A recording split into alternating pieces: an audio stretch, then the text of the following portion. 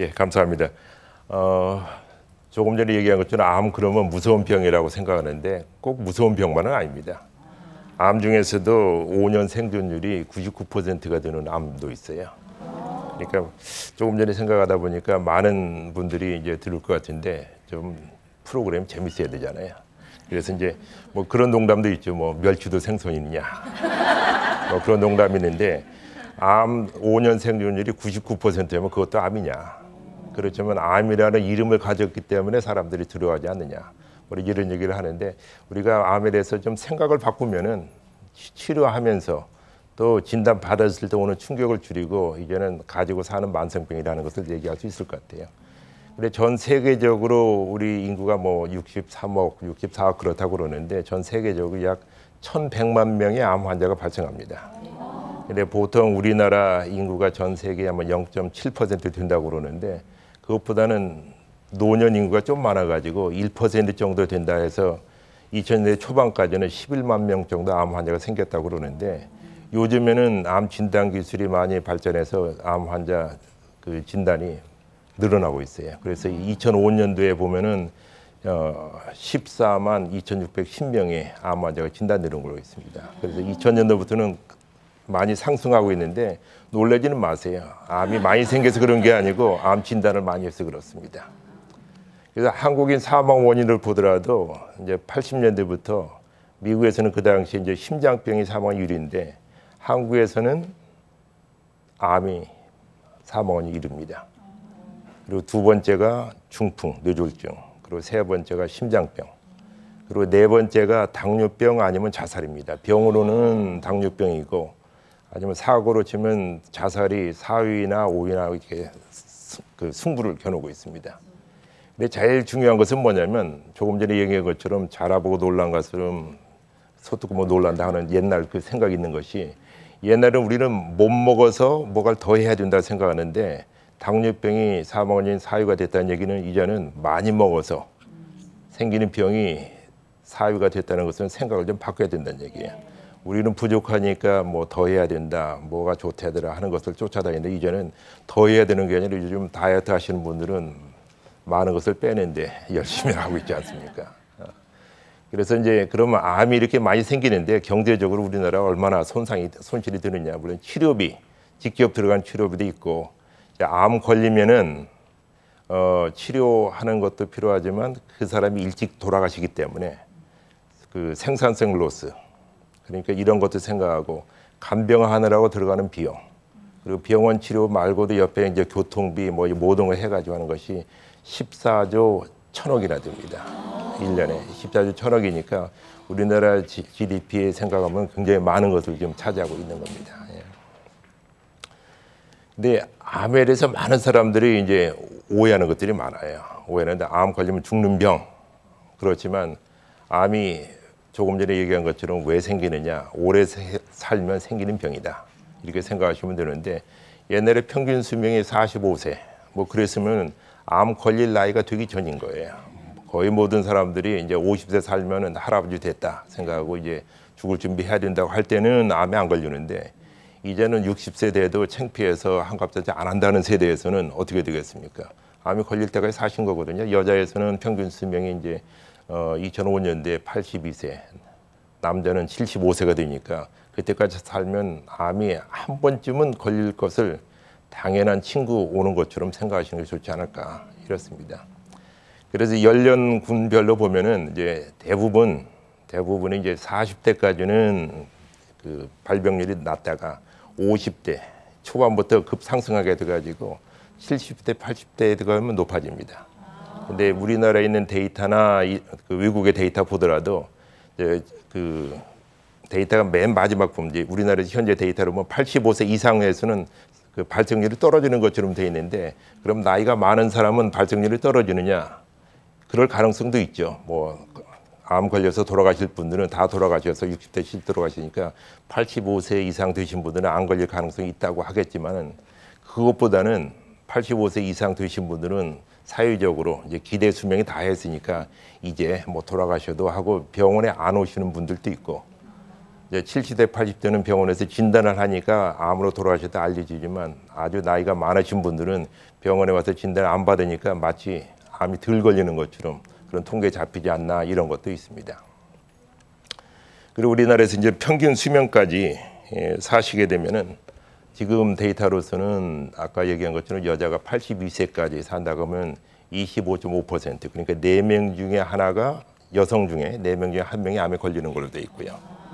남자에 있어서는 31.9%니까 3명 중에 1명이 암이 걸린다라고 되어 있습니다. 그것은 2005년도에 나온 데이터니까 2009년도, 2010년도는 그 위험들은 좀 더 많아질 거예요. 왜냐하면 나이 들어가는 것이 연령이 전부 늘어나니까 말이죠. 뭐 이런 것들을 생각하면 아까 얘기한 것처럼 흰머리 나는 거, 흰머리 뽑느냐, 염색하느냐 그 차이나 비슷한 것 같습니다. 가지고 살아야 되지 않느냐 이런 생각을 하고 있죠. 그리고 또 한 가지는 이제 그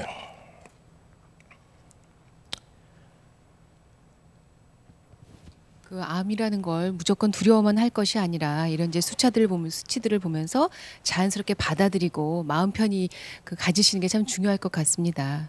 그러니까 오래 살면 말씀하신 것처럼 걸릴 확률도 좀 높아지시는 거고요. 예. 그렇습니다. 예. 그리고 또 한 가지 여기 나온 것처럼 유전자 변화에서 여기서 생긴다. 좀 더 과학적으로 얘기하면 왜 생기느냐. 뭐 유전자 변화에서 생긴다 그러는데 이것은 뭐냐면 발암 물질에 노출이 된다든지 옛날에 이제 병에 걸리면 세균이나 바이러스 생기면은 암이 생기는 유전자 변화에서 이제 암이 생기는 걸로 돼 있거든요. 그런데 그 유전자 변화를 어떻게 줄이느냐, 유전자 변화를 이제 치환해서 치료할 수 있는 뭐 유전자 치료도 좀 개발되고 있습니다. 개발되고 있으니까 이런 얘기를 하면 많은 분들이 우리 할아버지가 우리 어머니가 암이었는데 나도 유전성이 있는 거 아닙니까?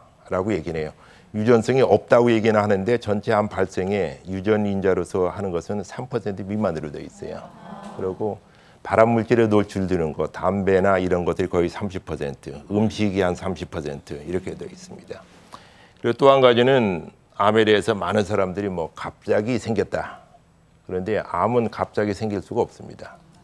왜 갑자기 생길 수가 없느냐? 우리가 느끼기에는 어제까지는 건강했는데 병원에 갔더니 검사하고 일주일에 오십시오 해서 조마조마 심전을 갔더니 암입니다 라고 얘기했을 때 갑자기 일주일 만에 생겼다고 생각하는데 그러지 않다는 얘기죠. 이제 빙산의 일각으로 생각하는 것처럼 이제 조그만 암세포가 하나 있어가지고 계속 자라면서 그것이 어느 정도 크기가 되면은 생긴다. 어느 정도 크기가 되면 폐암 같은 경우는 기침이 나오고 이제 감기인 줄 알고 병원에 갔더니 그게 아니고 이제 폐렴입니다. 이제 치료하다가 조직 검사할 때 나왔다 그런 얘기거든요. 그리고 또 한 가지는 이제 예방할 수 있는 만성병이다. 아까 얘기한 것처럼 그냥 갑자기 걸려서 죽는 병이 아니고 만성병인데 다행인 것은 예방도 할 수 있다는 얘기입니다. 뭐 아까 말씀하신 것처럼 이제 담배를 안 피면은 이제 담배에 의한 모든 암의 이제 20%가 담배 때문에 생긴다고 그러고 암 사망의 30%가 담배에 의한 것이라고 그러니까 이것을 피하면은 예방할 수 있다. 근데 본인이 담배 안 피는 걸로 피하는 것도 있지만 다른 사람이 피우는 담배 연기 안 받는 거, 그러니까 간접 흡연 피하는 것도 이제는 암 예방의 이제 방법이 되지 않느냐 이런 자료가 나와 있습니다. 그래서 이제는 담배 피는 사람이 흡연권에 대해서 얘기하면은 담배 안 피는 사람은 내 건강을 지키기 위해서 당신 담배 연기 내품지 마십시오. 담배 피우시는 건 당신의 권리라고 주장하시면 하시고 들이시기는 하시더라도 내쉬지는 마십시오라고 말씀하시면 될 것 같습니다. 그리고 또 지금 보면은 이 비흡연자들도 아까 말씀하신 것처럼 간접 흡연의 영향 때문인지 그 폐암 사망률의 수치가 잡히시네요, 그죠? 이건 좀 뒤에 나오는 슬라이드인데요. 네네. 그 전에 해야 될 거이 뭐냐면 예. 연도별로 예. 뒤에 좀 자료가 나옵니다. 네네. 연도별로 이제 예방할 수 있다는 것은 암 발생 빈도하고 사망률이 변화가 있다는 겁니다. 그러니까 미국에서도 데이터가 이제 1930년대부터 이제 암 통계 자료가 나오는데 그 당시에 위암이 사망 원인 1위였습니다. 근데 2차 대전 이후에 이제 그 냉장고 보급하고 신선한 야채, 과일 많이 먹게 됨으로써 위암 사망률이 줄어들고 있고 우리나라도 현재 위암 사망률은 뒤에 자료가 나옵니다만 이제 줄어들고 있습니다. 줄어들고 있는데 주요 암의 사망률 변화 저희가 그래프를 좀 보고 있는데요. 이제 통계청에서 내놓은 자료인데요. 남자 여자가 확연히 구분이 되네요, 그죠? 그래도 역시 뭐 여기에서 이제 우리나라 자료입니다. 네네. 우리나라 자료인데 여기서 나오는 것은 이제 우리나라에서 남자에 있어서는 위암에 있는 사망률이 줄어든 게 1999년도 이제 키포인트입니다. 위암은 줄어들고 있고 여기에서 간암은 이제 증가하고 있다가 이제 플라토로 이루고 있고요. 폐암은 굉장히 이제 83년도부터 자료가 있는데 굉장히 떨어져 있다가 올라가고 있고 그래서 1위가 되는데 미국에서는 이것이 1952년도에 1위가 돼 있다가 90년대부터 금연 캠페인이 증가되고 담배 소비량이 줄어들면서 줄어들고 있습니다. 근데 이것은 대장암인데 식생활 변화로 인해서 옛날에는 위암이 많았었는데 이제는 대장암의 증가가 되고 진단도 많이 되지만 사망률이 점점 늘어나고 있습니다. 그래서 고급 음식 많이 먹으시는 분, 그러니까 아침에 일어나서 야채, 과일 많이 안 먹고 이제 주스 마시고 토스트 먹고 이러신 분은 아마 많이 걸릴 겁니다. 그리고 또 한 가지는 여자에 있어서는 보면 위암이 줄어들고 있고 이것은 유방암입니다. 증가하는 추세를 하다가 줄어들고 있고 여기 파란색이 올라가는 것이 폐암입니다. 폐암이 비흡연자가 우리나라에서 많은데도 불구하고 지금 2위를 차지하고 있고 앞으로 곧 1위가 되는데 그 이유 중에 하나가 간접 흡연이 아니냐. 그러니까 배우자들의 흡연도 문제되지만 우리 주변에서 그리고 저희 어렸을 때 부모님들, 삼촌, 할아버지 모든 사람이 담배 피는 그런 환경에서 자랐기 때문이 아니냐 그런 얘기가 있고요. 그다음에 간암은 플래트로 이루고 있고 대장암이 올라가고 있고요. 그다음에 또 한 가지는 이제 유방암 올라가고 있고 이런 것이 문제가 되겠습니다. 그 폐암이 증가하는 요인은 뭐 물론 담배, 흡연도 말씀하셨지만 우리가 맑은 공기를 많이 마시지 못하고 살고 있잖아요. 실내에서 생활 많이 하고 그다음에 밖에 나가도 공기가 오염돼 있고 뭐 이런 부분도 영향이 적지 않을까요? 어떻습니까? 없을 수는 없겠죠. 네. 없을 수는 없는데 저희들이 생각에는 그 공기가 오염됐다, 공해다. 그 중에서 공해 중에서 가장 큰 공해는 담배 연기 공해입니다. 특별히 실내에 있어서 그런 건데 재미있는 데이터는 담배 연기 속에 니코틴이 몸에 들어가면 코틴이라는 물질도 이제 대사가 돼 변화가 돼가지고 소변에 나오는데 그 농도가 이제 증가되는 것하고 몸에 발암 물질이 그 축적되는 것하고 거의 정비례하거든요. 근데 뭐 카지노라든지 그런 데서 이제 담배 안 피는 사람이 그 속에 4시간 동안 있다가 나와서 소변 검사를 하면 이끼 들어가기 전하고 후하고 차이가 뚜렷하게 나타납니다. 뚜렷하게 나타나고 네, 암에 대해서 네. 지금 이제 말씀 듣고 보니까 저희가 생각했던 것들이 조금씩 그렇죠. 좀 이제 잘못 생각했구나 이런 것들도 느껴지는데요. 그럼 이번에는 암에 대해서 저희가 갖고 있는 뭐 오해랄까요? 오해를 좀 이해로 바꿔 주실 수 있도록 원장님께서 좀 길 안내를 해주셨으면 좋겠어요. 솔직히 막연한 선입견들이 있거든요. 뭐 이를테면 스트레스가 암 유발을 시킨다. 저 그건 사람 스트레스를 맞지 많이 않을까요? 받았나 보다. 그거 어때요, 원장님? 지금 일반적인 오해는 맨 처음에 오해가 암 진단은 사망 선고다, 암 선고다 얘기합니다.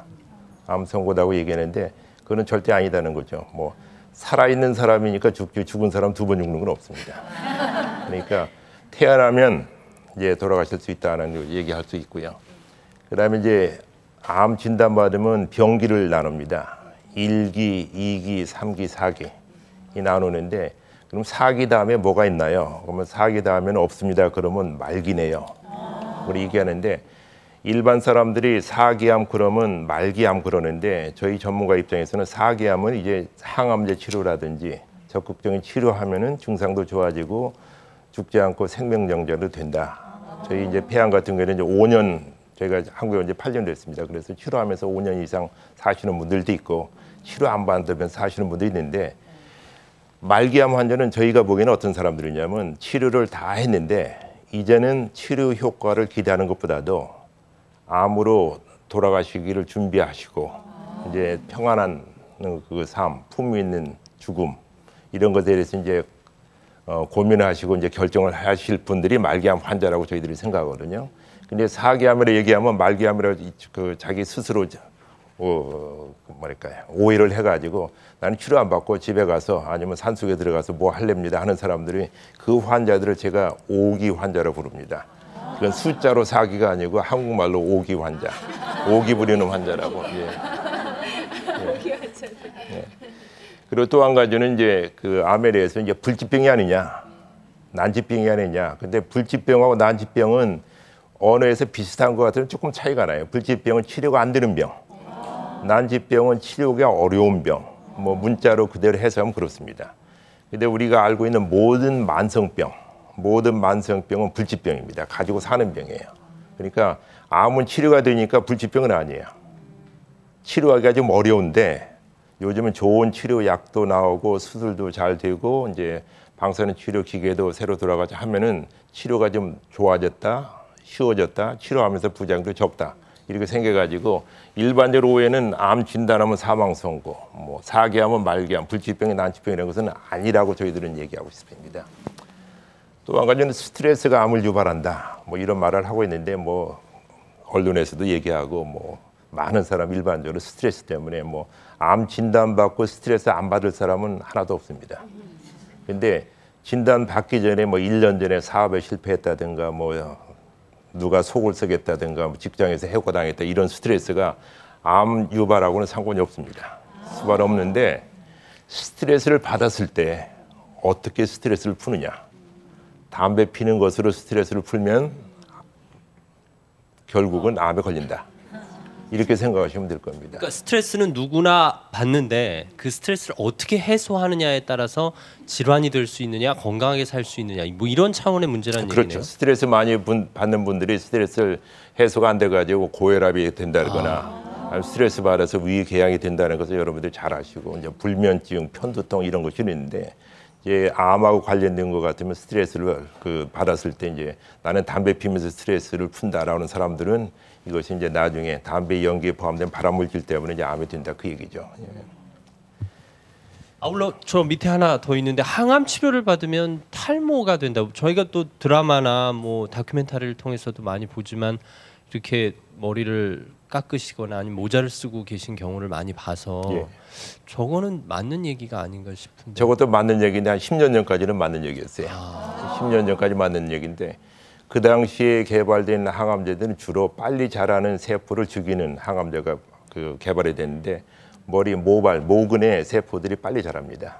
모들이 빨리 자라기 때문에 그것이 이제 암 세포를 죽일 뿐 아니고 모근에 있는 세포가 죽이니까 머리가 빠진다. 그런데 요즘에 나오는 항암제들은 머리가 안 빠지고 치료를 합니다. 그러니까 머리가 안 빠진다고 하면 사람들은 머리가 많이 빠져요. 그런데 머리는 많이 남아 있어요. 남아 있어가지고. 그래서 제가 농담 반 진담 반으로서 머리 빠졌다고 말씀하시는 그 환자나 보호자들 보면은 이발소나 미장원에 가서 이발사나 미용사가 돈 안 받겠다고 하면은 머리 다 빠진 걸로 쳐주겠다. 그렇게 합니다. 근데 이발소에 가더라도 절대 할인 안 해줍니다. 그러니까 조금 머리 이제 빠지는 것이 좀 많다 그런 거죠. 뭐. 네, 그런 거 있습니다. 예. 그런 얘기고 그 다음에는 이제 그 암에 대해서 이제 똑같은 사물을 놓고 이 물이 반절이 없어졌느냐 반절이 남아 있느냐는 긍정적인 인식인데요. 똑같은 상황을 놓고도 긍정적으로 인식하면 우리 생각이 달라진다 그 얘기입니다. 그 중에서 뭐냐면 암은 갑자기 생기지 않는다. 뭐 암이 어느 날 갑자기 밤새고 났더니 생기는 것이 절대 아니다는 거. 그러니까 암은 진행되고 있는데 우리가 모르고 있을 뿐이다. 그러니까 갑자기 생기는 것이 아니고 갑자기 본인한테 인지되어야 된다, 인식되어야 된다, 알려진다라고 생각하시면 되겠고요. 그러면 이것이 미리 나왔으니까 그러지만 이제 수술을 없어도 나을 수 있다. 근데 수술을 하지 말라는 얘기는 아닙니다. 이제 수술할 수 있는 단계에서 발견되면 수술하는 게 가장 좋은 치료법이고 그렇지 않으면은 방사선 치료하고 항암제 치료하는 게 제일 좋습니다. 근데 수술하지 않더라도 암은 나을 수 있는데 어떤 분들은 수술 못한대 큰일 났습니다. 수술하는 것이 환자한테 도움이 안 되기 때문에 수술하지 않고 항암제 치료는 방사선 치료합니다. 뭐 쉽게 얘기해서 혹시 여러분들은 이제 백혈병 혹시 아시는지 모르겠어요. 옛날에 뭐 러브 스토리에 나오는 백혈병 이제 하는데 백혈병도 암인데 수술을 할 데가 없어요. 수술을 못 하는데 옛날에는 러브 스토리에서는 백혈병 암은 죽는 것으로 이제 설정이 되어 있는데 요즘 백혈병 중에서 소아백혈병은 거의 80~90% 완치되고 이제는 학교에서 공부를 따라가느냐 안 따라가느냐 문제지 죽느냐 사는 문제는 아니거든요. 그리고 성인에서 생기는 백혈병도 4명 중에 1명은 완치가 되고 전체적으로 또 일부의 그 백혈병은 성인에 생기는 백혈병은 뭐 2명 중에 1명은 완치된다. 뭐 제가 아시는 분도 이제 93년도에 그 백혈병 치료를 받고 지금까지 건강하게 살고 계십니다. 살고 계시고 치료가 잘 안 된다는 만성 골수성 백혈병도 거의 100% 치료가 돼가지고 이제는 치료하면서 사는 병. 약값이 문제가 되지 죽느냐 사느냐 문제는 아니지 않느냐는 그런 생각도 있습니다. 그런 의미에서 치료가 가능한 만성병이다. 만성병은 완치는 안 되지만 치료하면서 살 수 있는 만성병이라는 것을 말씀드리고 싶고요. 그 다음에 말씀드리고 싶은 것은 치료하지 않는 것도 치료다. 그러면 아니 국립암센터 원장이 나와가지고 암 치료 않는 것이 치료다 그러면 치료하지 말라는 얘기입니까? 라는 얘기는 아니고요. 앞에다 좀 부정적인 그 수식어를 넣으면 됩니다. 나쁜 치료 안 하는 것도 치료다. 암은 치료 안 하면 죽는다라고 자꾸 생각하고 있으니까 뭐든지 해야 되겠다고 이것저것 쫓아다니면서 하고 주위에서 하면 누구는 뭐해서 좋아졌다네 뭐해서 나았다네 그 얘기를 하면 그걸 안 하면 안 되는데 그것 때문에 도리어 암 치료에 도움이 안 되고 뭐 특별히 어떤 뭐 나무를 삶아 먹으면 좋다 해가지고 느릅나무가 저희 머릿속에 떠오르는데 이거 삶아 먹으면 간 수치가 올라가고 급성 간 괴사가 빠져가지고 환자가 빨리 돌아가시는 경우도 있어요. 비단 이 경우에는 암 환자뿐만 아니고 다른 질환에서도 그것을 드셔가지고 고생하시는 분들이 상당히 많거든요. 그래서 나쁜 치료 않는 것도 치료다라는 말씀을 드리고 싶습니다. 그 치료와 관련해서 제가 늘 궁금한 건요. 왜 완치됐습니다. 뭐 이런 표현이 있고 치료가 잘 되고 있습니다. 이런 표현이 있잖아요. 그 치료의 개념과 완치의 개념을 의사 선생님들은 어느 정도로 사용을 하시나요? 환자나 보호자 입장에서는 완치됐다는 얘기를 듣고 싶어요. 그렇죠. 네. 뭐 합격, 불합격 이걸만 하고 있는데 이제 그 얘기 아니고 사다 보면은 학교 입학할 때는 합격, 불합격인데 사회생활 하다 보면 합격, 불합격이 아니고요. 흑백 논리보다는 획일주의 그 흑백 논리보다는 그 중간이 하면 되거든요.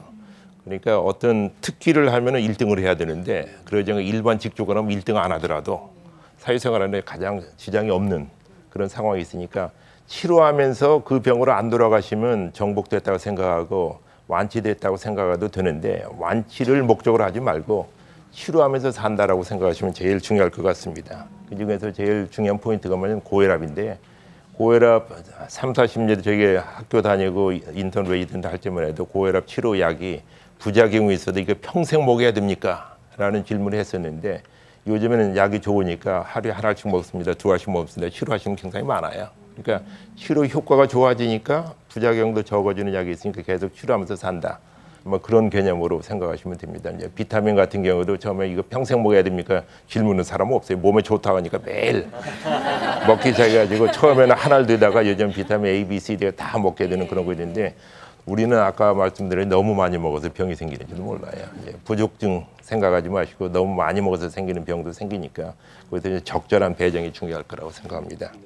요즘 먹을 게 너무 많아요. 오늘 맛있는 건 또 왜 이렇게 많아요? 네, 참. 그리고 또 한 가지 지금 말씀드리고 싶은 것은 지금 여기 슬라이드에 나와 있는 건데 주요암의 5년 생존율. 주요암의 5년 생존율은 5년이 지나면은 이제 일반 사람들한테 완치됐다. 이제는 좀 두려워하지 않고 좀 마음 놓고 지내도 좋다. 사실은 그건 아니에요. 사실은 5년 살았으면 아까 얘기한 것처럼 나이가 들면 암의 위험도가 높아진다고 했으니까 60세에 암 진단받고 5년 살았으면 65세가 됐으니까 다른 암이 생길 위험성은 더 높아져요. 너무 높아지지만 처음에 발병된 그 암에 대해서는 5년 살면 재발할 가능성이 적어진다 얘기합니다. 이 말씀을 드리면서도 유방암 같은 경우는 뭐 10년 후에 재발할 분도 계시곤 해요. 근데 일반론적은 그렇습니다. 그래서 우리나라의 치료 성적이 외국에 비해서 어떻습니까? 라고 이제 질문하는데 저도 가끔 언론에서 질문을 받을 때는 선진국 수준보다는 어떻습니까? 그래요. 그 말을 들으면 제가 좀 말을 좀 바꿔드립니다. 우리가 왜 선진국하고 후진국하고 비교를 하느냐? 우리나라도 선진국 대열이 이미 들어갔다. 그러니까 다른 나라와 비교해서 어떠냐? 해가지고 이제 미국이나 일본이나 유럽 데이터를 좀 보는데 우리나라에서 흔한 위암이나 간암이나 자궁 경부암의 5년 생존율은 미국보다 좋아요. 그러니까 미국의 위암 5년 생존율은 약 25%, 4명 중에 하나인데 우리나라에서는 56%로 뭐 2명 중에 1명은 5년 사는 걸로 했는데 요즘 조기 진단이 잘 되기 때문에 조기 암으로 일기암으로 진단받고 수술하고 요즘엔 뭐 수술해서 위 잘라내지도 않고 내시경으로 수술합니다. 이렇게 되면 90% 이상 완치가 되는 거예요. 그리고 우리나라에서 흔하지 않지만 미국에서 비교한 폐암, 대장암, 갑상선암, 유방암 미국이나 거의 똑같습니다. 똑같은데 차이가 나는 것은 전립선암 내지는 전립腺암입니다. 그래서 미국에는 전립腺암이 피검사에서 조기 검진해서 진단을 많이 해가지고 5년 생존율이 99%예요. 이게 멸치도 생선이냐 하는 것도 전립선암도 암이냐 뭐 이게 할 수 있는데 근데 한국에서는 약 77% 정도입니다. 그러니까 아직도 조기 진단이 안 되고 또 증상이 있어도 병원에 찾을 때는 다른 데로 전이가 돼 있거나 진행된 상태에서 발견되기 때문에 전립선암이 있는데 그럼 이것을 그 국가 조기 검진에 넣어야 되지 않겠느냐 그런 논의도 있습니다만 이것이 조기 검진에 스크리닝 했을 때 그 전립선암 그 사망률을 줄일 수 있느냐 그런 데이터는 없습니다. 미국에서는 자료를 보면 그 검진을 해도 비슷하고 안 해도 비슷하고 걸려서는 뭐 99% 된다 그렇습니다. 그러니까 미국은 뭐 우리나라보다 뭐 65%고 52%가 더 좋아진 거 아닙니까? 그런데 다른 종류를 다 보면 똑같은데 전립선암 때문에 증가가 돼 있다 얘기입니다. 특별히 이제 갑상선암에 대해서 제가 한 말씀을 드려야 될 것 같은데 갑상선암의 5년 생존율이 남자 여자 합쳐서는 98%인데요. 여자인 경우는 98.5%입니다. 그러니까 30대, 40대 갑상선암 그 진단받고 고민하시는 분들 걱정하지 마시고 수술 안 된다고 여기저기 전화하지 마시고 합니다. 한다는 얘기는 그냥 지나셔도 괜찮습니다. 갑상선암 진단 받기 전에 어제도 있었고 한 달 전에 있었고 굉장히 서서히 자라는 암이기 때문에 조직 검사할 때는 빨리 자라는 굉장히 드문 암 중에서 빨리 자라는 것이 그게 아니면은 그냥 가지고 지나시는데 걱정 안 하셔도 됩니다. 그 암 생존율 보통 말씀하실 때 의사 선생님이 5년 생존율을 비교를 많이 하시잖아요. 예, 그렇습니다. 왜 5년인가요? 5년만 살면 그 이후에도 5년 동안에 재발하지 않으면 재발할 가능성이 떨어진다. 예, 그렇습니다. 예. 그럼 5년 생존율이라 하면 5년만 살 수 있다는 뜻이 아니라 5년을 버티면 그 이후는 버티는 게 아니고 네. 5년 동안 다른 일 하시면서 열심히 사시고 네. 그러면 일반적으로 그 건강한 사람의 삶을 살아갈 수 있는 가능성이 높다. 뭐 이렇게 생각을 해도 되는 뭐 거예요. 이미 5년 동안 사는 동안에 암 환자라고 생각하시고 나는 암 환자 이것도 못하고 저것도 못하고 여행도 못하고 그러고 네네. 뭐 특별히 뭘 해야 된다 생각하지 마시고 고혈압 환자가 처음에는 혈압이 높으니까 안 한다고 하더니 약 먹으면서 그냥 정상생활 하고 당뇨병 환자도 마찬가지잖아요. 그래 암 치료하면서 그걸 하시면 좋다 그 얘기입니다. 예. 5년 동안 그 시간 가기를 기다리지 마시고 군대 제대하기는 기다려야 되지만 이것은 암 그 진단받고 수술하고 나서 5년은 기다릴 필요 없고 그동안 연속적으로 사는 겁니다. 어떤 단계적으로 자르는 게 아니고요. 그러면 지속적인 치료를 받으면서 나름 암 발병 요인들을 줄여 나가고 이제 발병 인자들을 접하지 않을 텐데 그 재발하는 경우는 왜 재발을 하는 건가요? 뭐 재발을 하는 경우는 대부분은 그렇습니다. 이제 암 수술하고 나서 재발한다고 그러는데요. 네. 수술을 할 당시에 암 크기에 따라서 1cm가 되려면은 암세포가 약 10억 개 정도가 된다고 그러거든요. 1cm가 되면 10억 개 되려면 암세포 하나가 10억 개의 암 덩어리로 되려면은 약 30번의 증식이 필요하다고 그래요. 그러면 암세포 하나가 둘 될 때 본 사람이 아무도 없으니까 그걸 그 증명은 못하지만 우리가 계산은 할 수 있어요. 그 암 덩어리가 2배로 되는 것이 한 달에 2배로 된다 그러면 30번 증식하면은 적어도 30개월이니까 2년 반 정도. 그보다 빨리 자란다고 하더라도 보름에 한 번씩 하더라도 15개월 정도 증식을 해야 되니까. 그러니까 빨리 갑자기 생기지 않는다는 그런 논리가 거기서 나오는 겁니다. 그래서 암 덩어리가 이제 1cm가 됐을 그런데 뭐 3cm에서 발견됐다면 그 자라는 기간에 다른 암세포를 다른 데로 이제 전이 그러니까 옮겨가는 것이 있다는 얘기죠.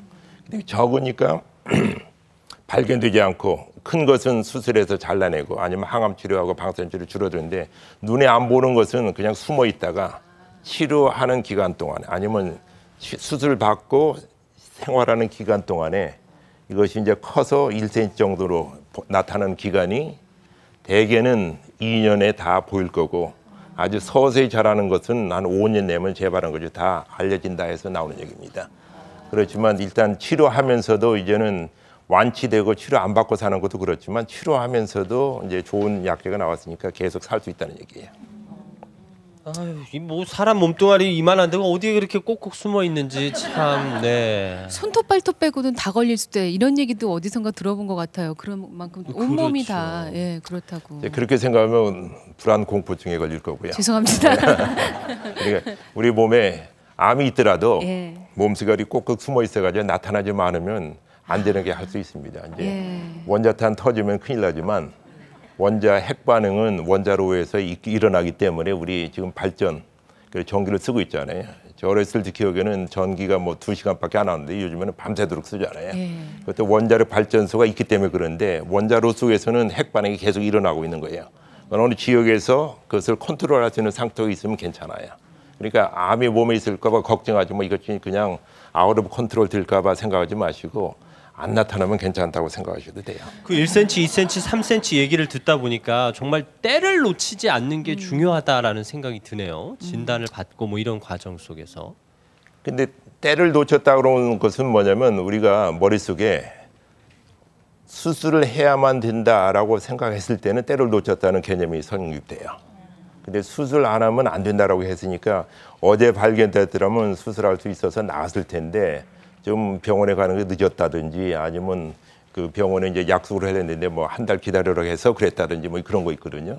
그리고 갑상선암 같은 경우는 치료받고 진단받고 수술하려니까 한 달 후에 오십시오 그랬을 때는 사람들 한 달 동안 크면 어떠느냐 걱정하는데 그렇게 빨리 크지 않는다는 얘기입니다.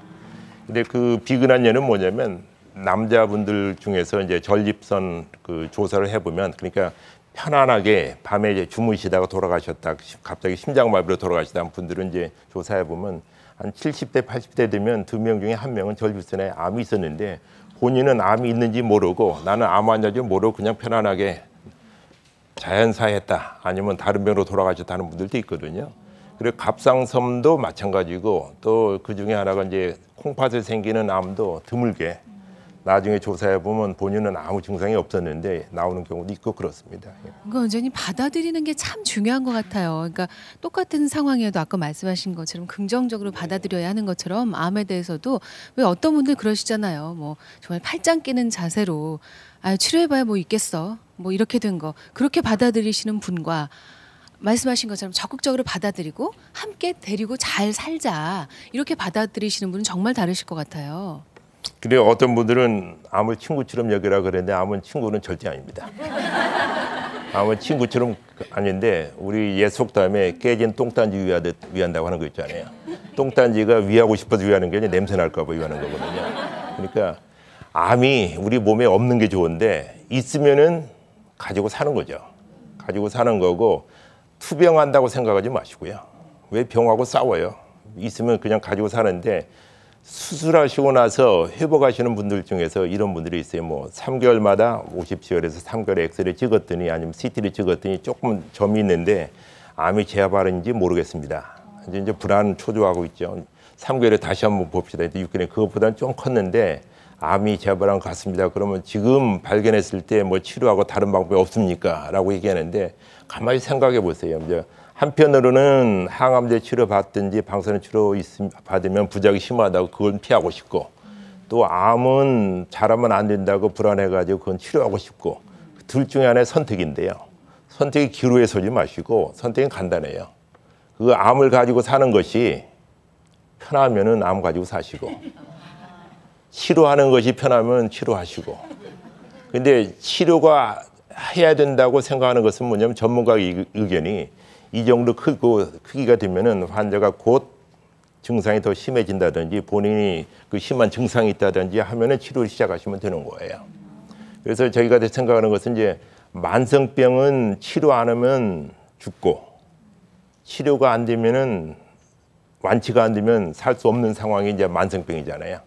만성병인데 우리가 가지고 있는 질병들에서는 그런 거 있어요. 옛날에 가지고 있는 개념이 이제 급성 폐렴, 요즘은 항생제 나오니까 뭐 치료하면 낫는다고 돼 있는데 옛날에 저희 할머님 생각이 나요. 할머님이 자식 농사는 반타작이다라고 얘기하는 것은 우리 이제 피임도 없었으니까 A를 많이 낳죠. 많이 낳는데 더군다나 이제 좋은 치료제도 없고 항생제도 없고 그러니까 돌 될 때까지 돌림병 아니면 뭐 설사병 뭐 백일의 홍역 뭐 이거 하다가 죽으면은 내 자식이 아니고 살으면 이제 호적에 올리는 그런 상황이었잖아요. 요즘에는 하나만 낳고 잘 기르자 해가지고 하나 어떻게 될까 굉장히 고민들을 많이 하는데 그런 상황에서는 급성병 걸리면 가망이 있습니까? 묻잖아요.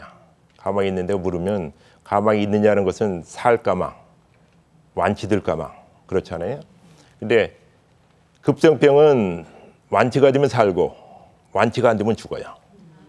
근데 고혈압이나 당뇨병이나 암 같은 만성병은 완치는 안 돼도 죽고 사는 문제는 아니에요. 가지고 사는 병이지 죽느냐 사느냐는 나중에 훗날 얘기거든요.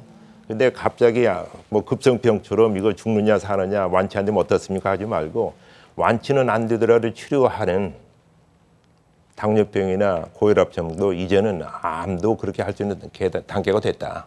옛날에 약이 없어가지고 암이라고 치료합시다 얘기는 못했는데 요즘에는 좋은 약들이 많이 생겼어요. 뭐 표적 치료제라 나오고 항암제도 나오고 그러는데 많은 분들이 뭐 항암제는 난 절대 안 해요. 근데 먹는 약이 있다는데 그것 주세요 그래요. 근데 항암 치료제 중에서 입으로 먹어가지고 흡수가 되는 것은 입으로 투여하고 흡수가 안 되기 때문에 혈관으로 투여하는데 지금까지 만들어진 약제들은 입으로 투여해도 흡수가 안 되니까 할 수 없이 혈관으로 투여해서 이제 주사약으로 나왔거든요. 근데 어떻게 그 오해가 있어가지고 그것은 항암 치료제고 먹는 약은 약 그러니까 약으로 치료하는 게 있다는데 저 약 주세요. 난 치료는 절대 안 받습니다. 근데 항암제 먹는 항암제도 항암제예요. 예, 그렇게 하시고 그다음에 이제 그 완치가 안 되는데 왜 치료합니까 하는 얘기. 완치는 안 돼도 치료하면서 살 수 있다. 이제 말씀드리겠고요. 그다음에 이제 그 많은 분들이 이제 치료에 대해서 냉소가 있어요. 특별히 이제 의학계에서 의사 선생님들이 이제 좀 나이 드신 선생님들이 옛날에 항암제 치료하면 그거 치료해봤자 결국 환자들이 고생하고 그러다가 머리 빠지고 죽는데 뭐 그러냐. 어쩌면은 지금 보험하고 관련돼 가지고 몇 번 이상 치료해봤자 더 이상 도움이 안 된다. 암이 줄어들면은 치료할 가치가 있지만 줄어들지 않고 그대로 있으면 왜 치료하느냐 이런 얘기들이 있어요. 이런 얘기들이 있는데 그것도 좀 긍정적으로 생각해 가지고 이제는 치료하면서 암이 더 커지지 않으면 이건 성공이에요. 여기 계신 분들 지금 한 10년 지나면 여러분들 더 얼굴에 흰머리가 더 나고 주름살이 더 나겠습니까? 안 나겠습니까? 10년 후에 오늘 같은 모습으로 있으면 성공입니다. 예. 근데 오늘 저 항암제 치료하면서도 암 덩어리가 치료 안 하면은 커지는 것이 암의 속성이니까 치료하면서 처음에 줄어들다가 그대로만 유지만 되는 것도 치료의 성적이다. 그런 말씀을 드리고 있습니다. 그리고 여기 이제 그 불치병 치료에서 불치병은 난치병이라는데 불치병 아무리 치료해도 안 낫는 병이 우리가 두 가지는 모든 사람이 다 가지고 있어요. 그 중에 하나가 배고픈 병하고 늙는 병인데요.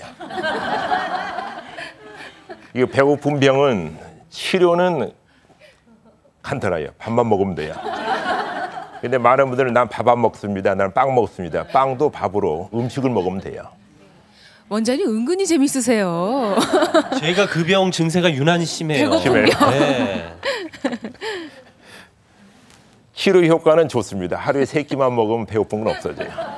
근데 문제는 다음 밥 먹을 때까지만 효과가 있고 하나 아침밥 드시고 점심 때까지는 또 배고파서 또 식당에 나가셔야 되고 저녁에 드셔야 되고 치료를 평생 안 하면 죽습니다.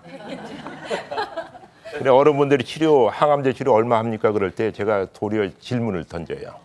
아침 식사 몇 번 하시겠습니까? 그러니까 아침 식사도 완치는 안 되지만 배고픈 거 그리고 계속 밥 드시고 치료하면서 산다고 생각하시면 병은 아니지만 그런 상태잖아요. 근데 배고픈 병에 있어 치료하려고 밥을 계속 드시잖아요. 그러면 늙는 병에 걸려요. 젊었을 때 북한에서 이제 음식이 없어서 이제 아사 어린애가 죽었다 그러면 그 아이들은 절대 늙잖아요. 근데 밥 먹으면 안 죽는다 그러는데 밥 먹으면 늙어요.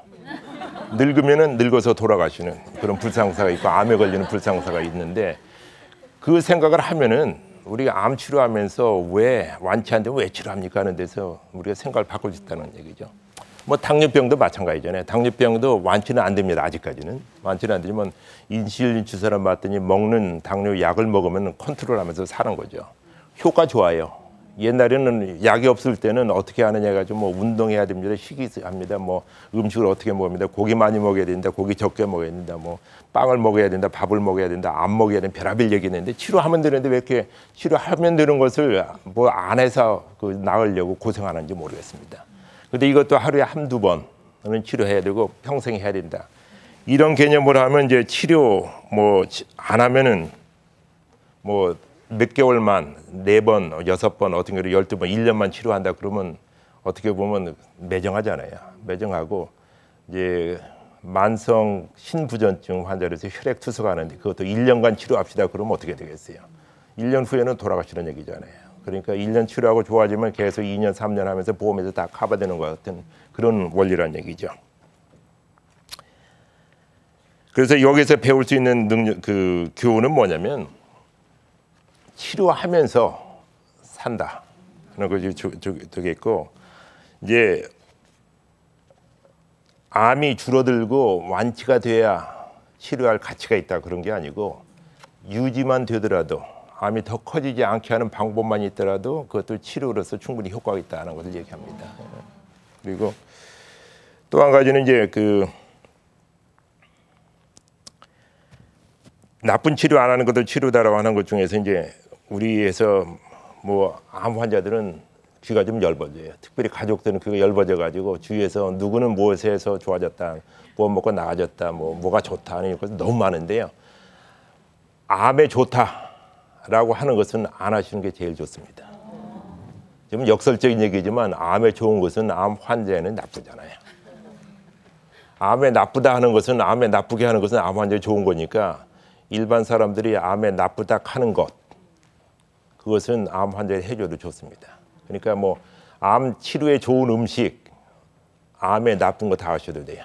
고기 드셔도 되고 쌀밥 드셔도 되고 설탕 먹어도 되고 기름기 있는 거 먹어도 됩니다. 근데 왜 그걸 먹지 말라고 하느냐 하는 것은 건강하기 위해서, 건강한 사람이 비만증, 당뇨병, 관절염, 나중에 이제 비만한 사람이 이제 암에 걸린다는 그런 것이 있으니까 그걸 예방하기 위해서 하지 말라는 얘기지, 암에 걸려서 치료받는 사람이 왜 그걸 하느냐, 그걸 하지 말라는 얘기예요. 하지 말고 치료받는 동안에는 조금 먹더라도 칼로리에 나가서 치료받는 부작용을 이길 수 있는 그건 해주시고, 암 걸려서 그다음에 치료하시고 이제 치료 끝나시고 정상적인 생활하시는 분은 정상적으로 이제 뭐 고기 덜 먹고 기름기 덜 먹고 운동하시고 이런 것이 제일 중요하다는 그럽니다. 그리고 또 한 가지 재미있는 것은 이런 얘기가 있어요. 뭐 우리 한약이라든가 아니면 우리나라에 있는 무슨 그 재래 어떤 약초 아니면은 뭐 나무 이런 데서 좋은 것이 있는데 그걸 왜 개발을 안 합니까? 그런데 이미 좋은 것들은 개발했어요. 개발해서 대표적인 예가 아펜입니다. 뭐 아펜을 내가 옹호하는 게 아니고 양귀비 그 진액에서 나오는 아펜이 옛날엔 마약이라고 그러는데 그것을 약물로 쓰인 것이 몰핀 주사예요. 몰핀 주사에 우리가 알고 있는 진통제가 제일 좋은 진통제고 거기에서 만들어내는 여러 추출물을 해서 합성해서 만드는 그런 진통제들이 굉장히 많습니다. 그러니까 우리 자연 그 천연물에서 나오는 중에서도 효과가 있는 것은 개발해서 쓰고 앞으로 얼마나 되는지는 우리가 좀 더 연구를 해야 되겠지만 그냥 주위에서 좋다고 하니까 하는 것은 좀 삼가해야 되지 않느냐 이런 얘기를 좀 말씀드리겠습니다. 이제 제일 중요한 건 그런 것 같아요. 암을 두려워할 거 아니고 전체 암의 3분의 1은 예방이 가능하다고 합니다. 그리고 3분의 1은 조기 검진에서 초기에 치료하면 완치가 가능하다고 합니다. 나머지 3분의 1은 완치가 안 되더라도 치료하면서 건강한 삶을 살 수 있고 5년 생존자도 나오고 있고요. 52%니까요 말이죠. 이런 거 있다고 하는데 우리가 지금 많은 분들이 관심 있는 것이 어떻게 하면 암 예방합니까? 그런 건데 이제 예방 요인으로 알려주는 담배 안 피는 거. 담배 피는 사람 안 피고 담배 안 피는 사람 옆에 있는 사람 담배 연기 안 맞는 거. 가장 좋은 방법은 담배 피지 않게 만드는 겁니다. 뭐 금연운동에서 담배 피는 사람 끊으십시오를 자발적으로 참여하라고 하지만 이제는 금연 지킴이 담배 피는지 안 피는지 옆에서 좀 지켜봐야 돼요. 금연적에서 담배 피는 사람 신고하면은 3만 원 벌금 물게 되어 있습니다. 그리고 담배꽁초 일반에서 버리면 안 되는 걸로 돼 있고 아마 강남구청에서는 그걸 실행하고 있고 국립암센터 경내에서도 3만 원 벌금 물린다고 지금 광고편에 나가 있습니다. 그리고 지방질이 많은 음식, 섬유질이 부족한 음식, 그래서 저지방 고섬유 음식을 섭취함으로써 이제 대장암이라든지 유방암을 예방할 수 있는데 이것은 어떻게 보면 건강 수치각으로 맞습니다. 근데 예방을 위해서는 그렇지만 치료할 때는 이거 다 무시하시고 좋은 음식 많이 드시고 칼로리 많은 음식 먹는 게 원칙이고 섬유질 많이 먹는 것이 변비 예방에 좋은데 일반적인 변비 예방이 좋지만 암 환자를 치료하면서 혹시 진통제 맞게 되면은 변비가 생겨가지고 그것 때문에 고생하시는 분 많아요. 그래서 좀 해야 된다는 것이 중요했고 이제 그 고섬유질 음식 중에서 이제 야채, 과일 많이 먹으라는 거. 여기 비타민 C가 많다고 하는데 비타민 C만이 문제가 아니고 거기다 베타캐로틴 다른 리코펜 해가지고 하나하나 성분 하나를 먹어서는 효과는 없는데 전체적으로 야채, 과일로 먹는 것은 효과가 많습니다. 그리고 조기 검진 해가지고 전구 물질을 잘라내면은 완치율이 높다 이런 말씀드리고 그다음에 적절한 운동, 스트레스 관리. 담배 피는 것을 스트레스 관리 안 하고 다른 운동, 노래 이런 걸로 스트레스 관리하면 예방을 할 수 있다 이런 말씀을 드리겠습니다. 그 황록색인 거는 저는 얼핏 그 당근, 홍당무가 떠올랐고요. 예, 몇 가지 좀 생각나는 대로 좀 짚어주신다면요. 신선한 황록색이라고 하셨으니까 예, 그런 거 좋고 또 뭐 있을까요? 시금치 뭐 이런 것도 있을까요? 녹색이 있으니까. 예, 시금치 좋고 그다음에 피만. 뭐 좋고요. 네네. 뭐 여러 가지 좋은데 꼭 그렇게 얘기하면 외국에 있는 외국산 야채 같은 건데 예. 우리나라에서 하는 것도 좋아요. 예. 배추도 좋고요. 예. 무도 좋고 무청도 좋고 요 고사리도 좋고 고구마 줄기도 좋고요. 그리고 제가 뭐 잘 먹는 것 중에 하나는 옥수수를 먹는데요. 겨울에 옥수수 먹으라고 했더니 겨울에는 옥수수 안 납니다 그러더라고요. 그래서 그 깡통에 든 거 있잖아요. 그랬더니 아 옥수수 콘이요 그래요. 옥수수나 콘이나 똑같은 얘기인데 우리나라 말은 두 가지를 반복해야 되는 그런 게 있어가지고 캔에 들은 옥수수 콘 맛있습니다. 그렇게 되면 거기 섬유질 껍질이 있기 때문에 맛있어요. 많이 드셔도 괜찮습니다.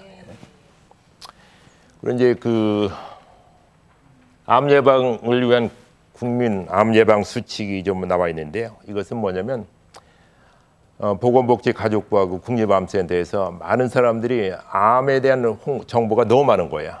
그래가지고 암 그러면 거기서 별의별 얘기해서 뭐 좋다, 뭐가 좋다 쫙 나오는데 그런 것이 홍수 속에서 가장 권위 있는 암 예방 수칙은 뭐느냐. 그래서 10가지를 만들었습니다. 10가지를 만들어서 많은 분들한테 좀 익숙하게 하라고 지금 하고 이건 실행 그 과제, 뭐 실행 세부 사항까지 저희들이 이제 준비하고 있는데 그 중에 제일 먼저 나오는 게 담배 피지 말고 담배 연기 맞지 않는 거입니다.